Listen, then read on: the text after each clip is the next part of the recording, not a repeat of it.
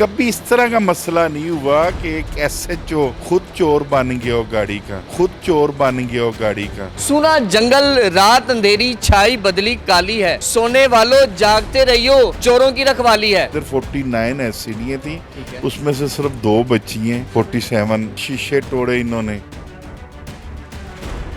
SHO साहब थे, उनका कहना था शुक्र करें आपको आपकी गाड़ी मिल गई है, ढांचा नहीं मिला। क्या एहतजाजी कॉल देने जा रहे हैं?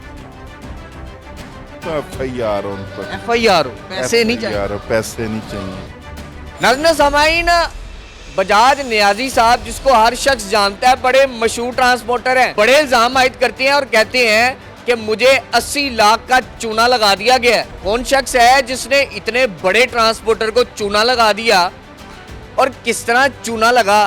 क्या ये बात सच्ची भी करते हैं या नहीं? कितने हकायक हैं सारी बात में?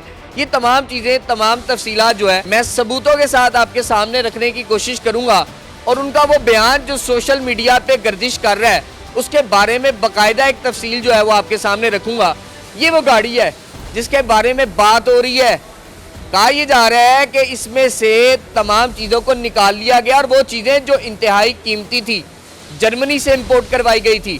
क्या कुछ गायब हुआ और ये दास्तान के पीछे कैफरे किरदार किसका है, कौन इतनी मजबूत शख्सियत है, वो तमाम चीज़ें आपके सामने रखूंगा। मेरे साथ रहिएगा। आइए चलते हैं बजाज नियाजी साहब के पास जो इस वक्त अफसुर्दा भी हैं और गाड़ी में मौजूद हैं, उनसे मुलाकात करवाता हूँ आपकी। मेरे साथ बजाज नियाजी साहब मौजूद हैं, उनसे जानने की कोशिश करते हैं। सर ये बताएं क्या कुछ गायब हुआ और ये गाड़ी कहाँ थी? सीटें गैप की इन्होंने, जो हर सीट के पीछे लगी होती है। उसके बाद इसके कंप्यूटर वगैरह इधर लगे होते हैं। ये है जर्मन की गाड़ी मान। ठीक है। इसका टोटल जो सिस्टम इंजन का चलता है ना, टोटल गाड़ी का, वो सारा कंप्यूटर के ऊपर चलता है। फिर उन्होंने वो चीज़ें निकाल ली। अब मुझे नहीं समझ आती उनके काम की नहीं है या किसी ट्रांसपोर्टर ने उनको कह कर निकलवाई है। किस पे इल्जाम आयद कर रहे हैं आप? मैं किसी पर नहीं कर रहा, किसके पास मान बसी हैं वही करवा सकती हैं ना। और तो किसी ट्रांसपोर्टर के लिए उन्होंने सामान निकाला, उनके वो काम का सामान नहीं है। इसकी शवाहिद क्या मौजूद है आपके पास? शवाहिद आपके सामने है। गाड़ी हर सीट के पीछे आप दिखा सकती हैं। LCD गैब हैं। इधर 49 एलसीडी थी, उसमें से सिर्फ 2 बची हैं। 47 इन्होंने निकालनी है। शीशे तोड़े इन्होंने शो करने के लिए कि बंदा अंदर घुसा, जो घुस नहीं सकता।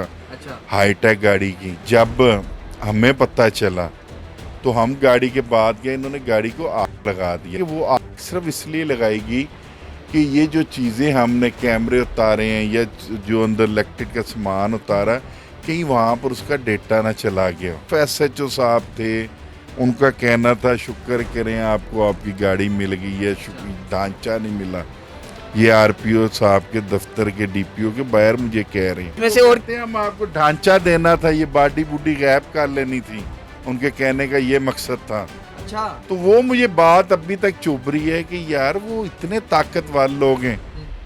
नहीं, गुनाह क्या था आपका? देखिए एसएचओ अगर आपको इतनी बड़ी बात करे तो ये एक बड़ी, इसके ऊपर एक्शन होना चाहिए जो हो नहीं रहा। नाज़रीन, ये वो सारा सिस्टम है जो कि आप देख सकते हैं इस वक्त, जिसको लगाई गई है और यहाँ पे सारी इलेक्ट्रिक तारें जो है वो मुझे नजर आती दिखाई दे रही हैं। गाड़ी ये पकड़ी क्यों गई थी और ये खड़ी कहाँ पे थी?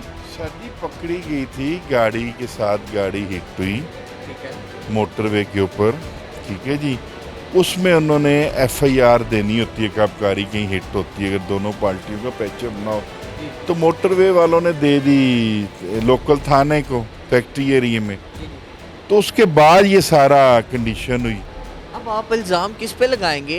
कौन कसूरवार है? हम तो जो इंचार्ज है वहाँ के कि इनके पास अमानत पर हमारी गाड़ी खड़ी थी, ये तो वो जवाब दे सकती है ना कि उन्होंने सामान निकलवाया है, सामान उनके पास है, सामान किसके पास है। जो ये सामान है उधर के एसएचओ साहब के पास है सामान। ये आवाज उठाने का मकसद तो ये होता है कि आपकी भरपाई हो सके। आपको लगता है 80 लाख की भरपाई हो चाहिए? बिल्कुल होनी चाहिए। जो सामान मेरा गुम हुआ है वो तो कम से कम मुझे दें, जो जल गया वो लेकर दें कहीं से। मेरा जो चोरी सामान हुआ वो तो कम से कम दें। मेन जो कंप्यूटर गाड़ी में से चोरी हुई है, देखिए वो इनके काम के नहीं है, वो आम घर वाले कंप्यूटर में नहीं लग सकते। किसी जगह वो इस्तेमाल हो ही नहीं सकते। FIR दी है आपने? मैंने बहुत दरख्वास्त DPO साहब को दी हुई है, RPO साहब को दी हुई है, तो अभी तक पेंडिंग चल रही है। और इस बात को आज 3 माह 100 दिन से ऊपर हो गए। यानी कि कोई इम्प्लीमेंटेशन नहीं। कोई चक्कर ही नहीं है। पहले इंक्वायरी के लिए बुलाते थे, 8-10 दफ़ा बुलाया है, उसके बाद मुझे लगता है वो थक गए हैं बुला कर हमें कि यार ये जान नहीं छोड़े, उसके बाद खामोशी होगी। अच्छा सर, आप कहते हैं बड़ी तलख बातें कर रहा है वो आपके साथ और ऐसे मुकालमे कर मेरे रहा है? साथ नहीं कर रहा, मेरा अपना मुंह बड़ा खुला हुआ है, बड़ी मुझे बातें आती हैं करने, मेरे साथ करेगा तो जवाब सुनेगा। जो मेरा कोई अमला जाता है ये उसके साथ काफ़ी जी ढांचा आपको मैंने देना था, साबित गाड़ी दी है आपने, इंटीग्रेशन में दरख्वास्त दिया है, वो उठा लें, मेरा कोई कुछ नहीं कर सकता। मैं एवं नहीं यहाँ से 2-2.5 साल से बैठा। इस किस्म की बातें? इस तरीके की मेरे मैनेजर आगे, मेरे मुलाजम जो जाते थे, अभी भी उस दिन गए हैं, तो वो काफ़ी, मैं बता रहा हूँ, दिमाग ख़राब है। मेरे आगे करेगा मैं तो जवाब दूंगा, मुझे कोई खौफ नहीं है।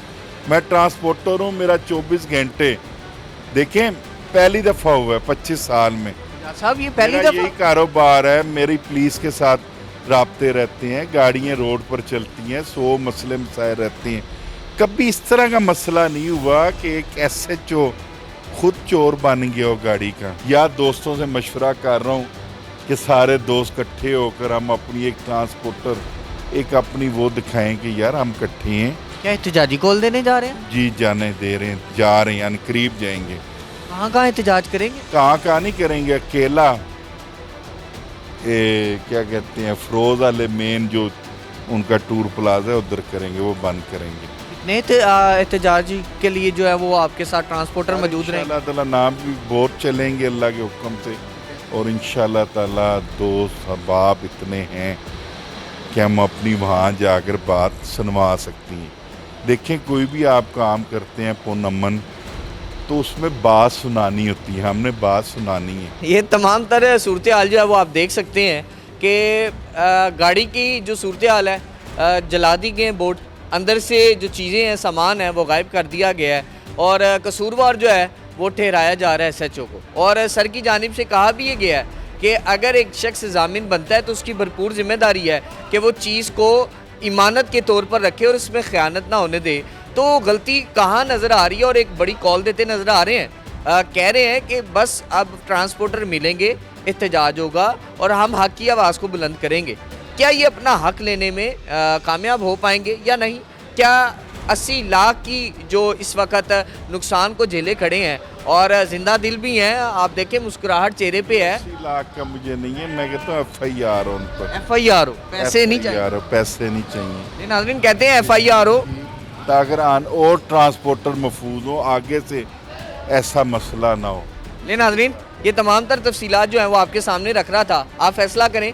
अवामी अदालत में बात लाने का मकसद ही है ताकि शऊर भी फैल सके, और इसके साथ साथ हमारे वो आला हुकाम जो इस वक्त देख रहे हैं वो फ़िलहाल फ़ौर इस पर नोटिस लें और फौरी तौर पर इस पर कार्रवाई करते हुए इस सारे मैटर को जो है वो बजाते खुद देखें भी और इसको हल की तरफ लेके जाएं, ताकि ट्रांसपोर्टर जो है वो महफूज जो है वो फील कर सके। इसी के साथ आप भी अपनी राय का इज़हार कमेंट सेक्शन में दीजिएगा। अपने मेज़बान मोहम्मद अशर को दीजिए इजाज़त, मुलाकात करूँगा अगले प्रोग्राम में। अल्लाह निगहबान। नाज़रीन गिरामी, कबल आपसे एक गुजारिश है कि हमारे चैनल को सब्सक्राइब कर लें।